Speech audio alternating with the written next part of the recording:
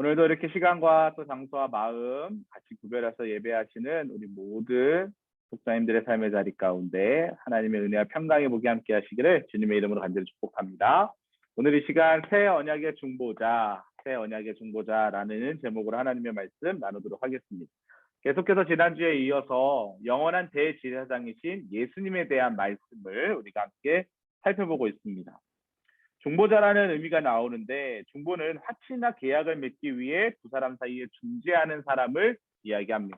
즉 우리로 적용해 보면 하나님과 인간 사이의 중보자가 바로 예수님이십니다.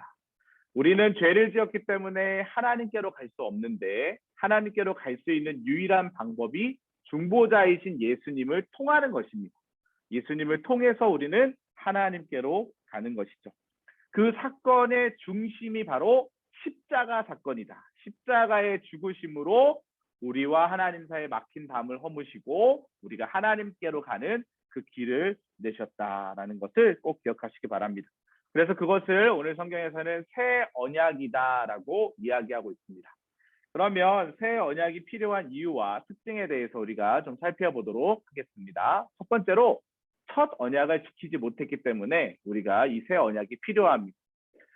8장 7절에 보니까 저 첫 언약이 무음하였더라면 둘째 것을 요구할 일이 없었으려니와 이렇게 기록되어 있습니다.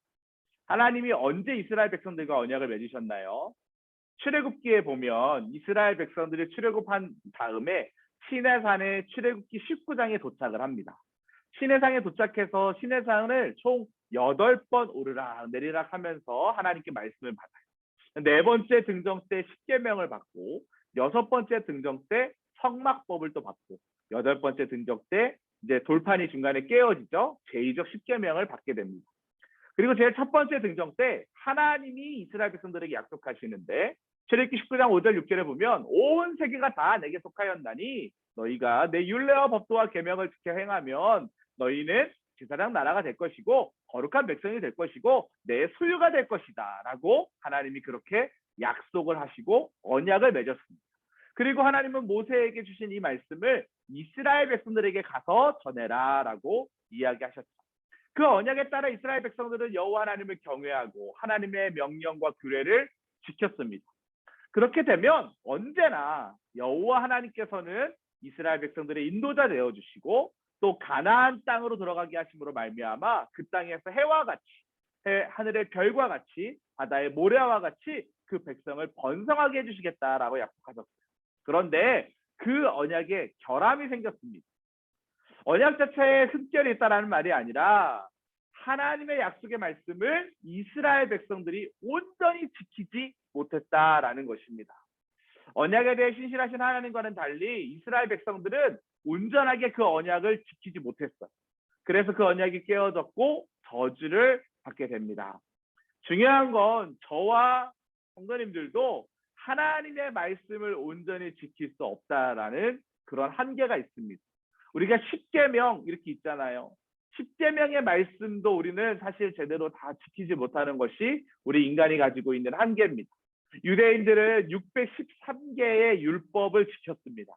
그러면서 신약에 보면 제사장들과 서기관들과 바리새인들이 막 시장에서 두 손을 들고 보이기식 기도를 하는 막 이런 장면들이 나오잖아요. 율법주의, 문자주의적인 신앙생활을 가진 사람들의 행태였습니다. 말씀을 삶으로 살아내야 하는데 그냥 사는 사람들, 문자로 사는 사람들이 있었다라는 것이죠. 우리는 하나님 앞에 연약한 존재임을 인정하는 삶을 살아야 합니다. 그렇기 때문에 바로 예수 그리스도께서 우리 인생의 중재자 되어 주셔야 합니다. 두 번째, 옛 언약을 극복하기 위해서 새 언약이 필요합니다. 내가 이스라엘 집과 유다 집과 더불어 새 언약을 맺으리니 이렇게 히브리서 8장 8절 하반절에 기록되어 있습니다. 하나님은 폐기된 첫 번째 언약을 대신할 새로운 언약을 준비해 주셨어요. 그게 바로 예수님의 피의 사건인데 마가복음 14장 24절에 보면 십자가 달리시기 전날 밤에 예수님이 마가의 다락방에 제자들과 함께 모이셨죠. 그리고 마지막 만찬, 최후의 만찬이라고 하는 것을 드십니다. 그러면서 이렇게 말씀하세요. 많은 사람들을 위하여 흘리는 나의 피 곧 언약의 피를 기억하라고 말씀하십니다. 그렇게 이전 것과는 전혀 다른 새 언약을 세우심으로 말미암아 약속을 지킬 능력이 없는 인간에게 옛 언약을 극복할 수 있는 길을 열어주셨어. 그래서 우리가 지금 교회에서 사실 코로나 상황이어서 성례전을 잘 하지는 못하지만 예전에 수련회라든가 또 특세라든가 또 송구 영신 예배라든가 이럴 때 성만찬을 했던 그것은 너무나도 중요한 사건입니다. 영적인 추억이고 기억입니다. 하나님은 새 언약인 예수 그리스도를 믿으면 누구든지 영생과 약속된 복을 누리게 하시겠다라고 말씀하셨습니다. 그러므로 우리가 가장 붙잡아야 될 것이 뭐예요? 중보자이신 예수님을 기억하는 것입니다. 예수님을 붙잡는 것입니다. 가장 먼저 붙잡아야 할 것은 예수님에 대한 믿음이에요. 우리가 예수님을 아는 것으로 끝나는 것이 아니라 하나님의 말씀을 문자적으로 읽는 것으로 끝나는 것이 아니라 예수님과 함께 살아가는 삶을 믿음으로 고백하는, 그리고 그렇게 살아내는 인생이 될 때 우리는 옛 언약을 극복할 수 있습니다.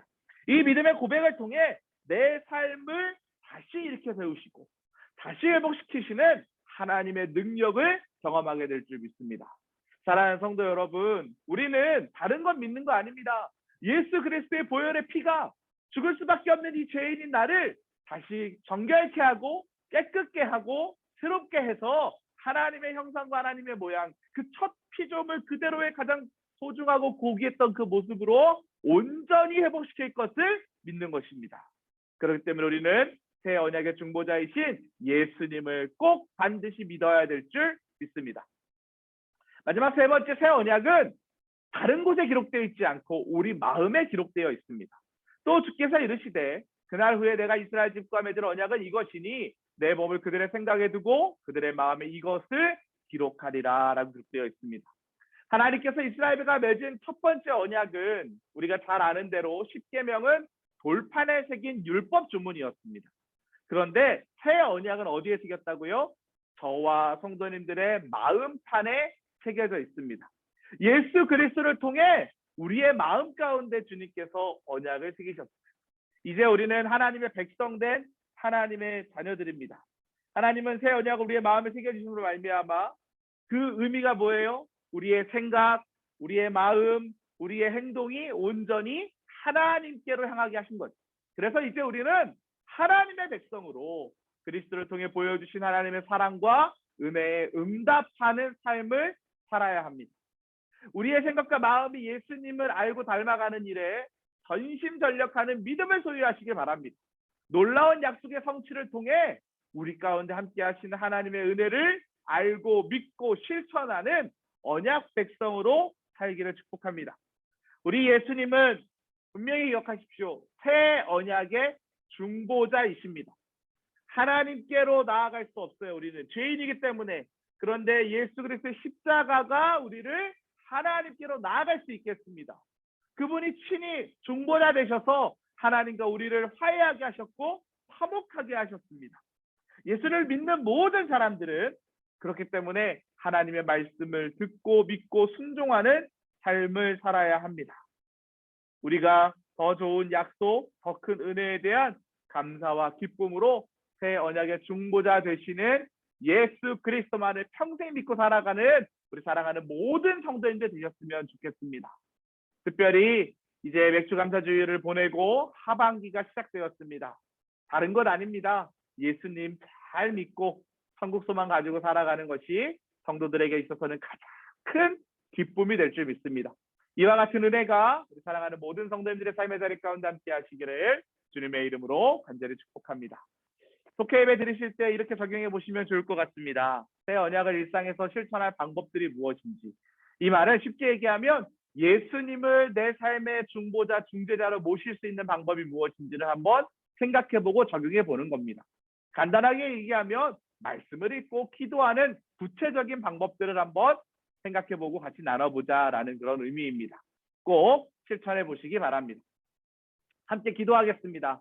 믿음으로 모든 시련들을 잘 이겨낼 수 있게 해달라고, 특별히 오늘 말씀 들은 것처럼 새 언약의 중보자 되시는 예수 그리스도를 바라보게 해달라고 기도합시다. 교구 안의 모든 속회와 성도님들의 평안과 안정을 위해서 기도해 주시고 담임 목사님의 안검 경련이 속히 치유될 수 있도록 또 미스바 선교인 수련회가 7월 31일 주일부터 화요일 저녁까지 있습니다. 은혜 가운데 진행될 수 있게 해달라고 기도해 주시기 바랍니다. 속회 재생산과 분석을 위해서도 계속 중보해 주시기 바랍니다. 주여 믿습니다 하시고 함께 기도합니다. 주여 믿습니다. 사랑과 은혜가 풍성하신 하나님 아버지 감사를 드립니다. 주의 은혜 아니고서는 우리가 단 한순간 단 1분도 살 수 없는 그런 인생들입니다. 중보자 되신 주님께서 나를 사랑하시기에 오늘도 새로운 생명을 부여하셨고 우리의 생명 가운데 함께 하시는 은혜로 말미암아 하나님께로 나아갈 수 있는 그 길을 열어주심의 은혜 또한 감사드립니다. 하나님 우리가 이 믿음 꺾이지 아니하도록 도와주시고 아는 것으로 끝나지 아니하고 예수 그리스도를 잘 믿는 믿음 안에서 성장할 수 있도록 도우시고 인도하여 주시옵소서.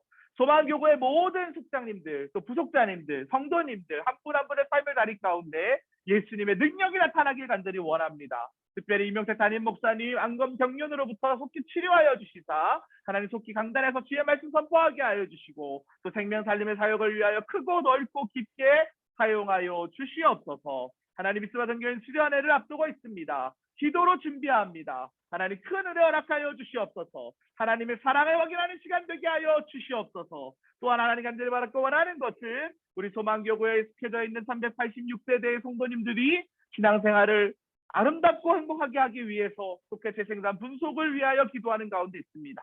주의 때가 이루어졌을 때 하나님께서 속장님들을 세워주시고 이 일을 통하여 하나님의 뜻이 선포될 수 있도록 역사하여 주시옵소서. 하나님께 모든 걸 위탁드리오며 우리를 구원하시고 우리의 중보자 되시는 예수 그리스도의 이름으로 기도합니다. 아멘. 아멘. 이와 같은 은혜가 우리 모든 성도님들 삶의 자리 가운데 함께 하시기를 주님의 이름으로 간절히 축복합니다.